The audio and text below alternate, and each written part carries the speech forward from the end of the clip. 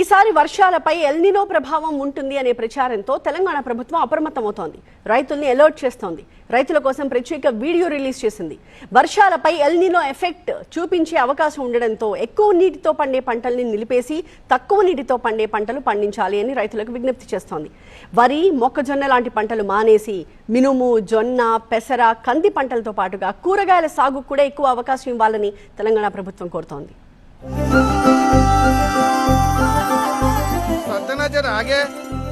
ఈ వానాకాలం ఏం పంట వేస్తున్నావే? 3 ఎకరాలు మొక్కజొన్న వేస్తా, 2 ఎకరాలు వరి వేస్తా. ఈసారి ఇట్లా పంటలు వేస్తే తర్వాత నువ్వే పరేషాన్ అవుతావు. నీళ్ళ పరేషాన్ అవడానికి ఏముందా మళ్ళా? గదేదో దిక్కుమాలనా ఎల్నినో అంట. ఈసారి వర్షాలు కూడా దాని వల్ల తక్కువ పడతాయంట.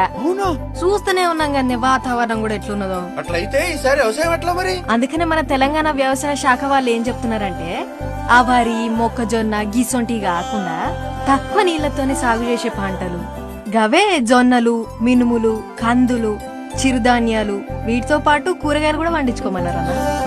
ఎక్కువ నీళ్ళు అవసరమయ్యే పంటలు వేసి తర్వాత కన్నీళ్లు పెట్టుకునే బదులు తక్కువ నీటితో పండించేవి పెసర్లు, కందులు, మినుములు ఆ పంటలనే వేద్దాం. అది గది లెక్క. మన తెలంగాణ ప్రభుత్వం వ్యవసాయ శాఖ చెప్పిందంటే మన మంచి కోసమే.